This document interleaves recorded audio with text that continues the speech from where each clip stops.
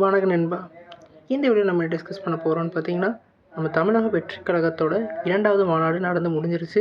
இதில் உள்ள அந்த 6 முக்கியமான அந்த கொள்கையை பற்றியும், இவங்க பேசின கீ பாயிண்ட்ஸை பற்றியும் இந்த வீடியோவில் டீட்டெயிலாக டிஸ்கஸ் பண்ண போகிறோம். அதுக்கு முன்னாடி நீங்கள் இந்த சேனலுக்கு புதுசாக இருந்தால் சேனல் சப்ஸ்கிரைப் பண்ணி பெல் ஐக்கனோட கிளிக் பண்ணி வச்சுக்கோங்க. வாங்க நம்ம வீடியோக்குள்ளே போகலாம்.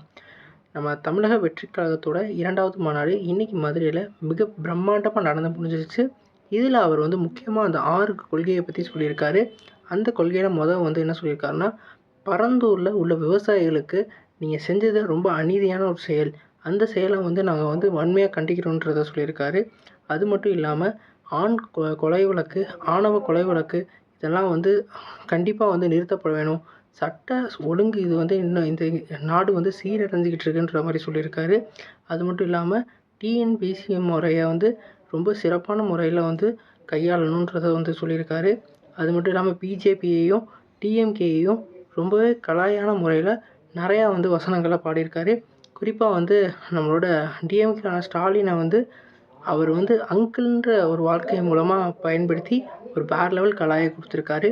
இதெல்லாம் ஒரு முக்கியமான ஒரு அம்சமாக திகழுது. இது மட்டும் இல்லாமல் அவரோட கொள்கையை பற்றியும் நம்மளோட கொள்கை எங்கே ஸ்டாண்ட் ஆக போகுதுன்ற பற்றியும் சொல்லியிருக்காரு.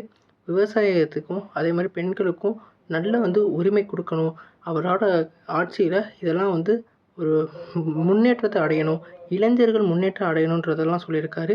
இவரோட பஞ்ச் டைலாக் இதெல்லாம் வேறு லெவலில் இருந்தது. இதுக்கும் அப்புறம் அரசியலில் இன்னும் நிறைய விமர்சனங்கள், அதே மாதிரி நிறையா திட்டுறவங்க எல்லாம் இனிமேல் கொதிக்க போகிறாங்க. ஏன்னா அந்தளவுக்கு ஓப்பன் டாக்காக பிஜேபியையும் அதே மாதிரி டிஎம்கேயும் சொல்லியிருக்காரு. இதெல்லாம் இது கீ பாயிண்ட்ஸாக நடந்தது. அவரோட இன்ட்ரோவே வேறு லெவலில் இருந்தது. அது மட்டும் இல்லாமல் ஒரு புது பாடலையும் லான்ச் பண்ணியிருந்தாங்க. இந்த மாநாடு ஒரு மிகச்சிறந்த மாநாடாக, ஒரு வெற்றி மாநாடாக மதுரையில் கெத்து காட்டுற அளவுக்கு ஒரு சிறப்பான மாநாடாக அமைஞ்சிருச்சு. நீங்கள் சொல்லுங்கள் ஃப்ரெண்ட்ஸ், இந்த மாநாட்டில் உங்களுக்கு என்ன பிடிச்சதுன்னு கமெண்ட் பண்ணுங்கள். நம்மளோட டிவிகே ஆட்சிக்கு வருமா இல்லையான்னு சொல்லிட்டு கீழே கமெண்ட் பாக்ஸில் கமெண்ட் பண்ணுங்கள். இந்த சேனல் புதுசாக சப்ஸ்கிரைப் பண்ணுங்கள். நன்றி.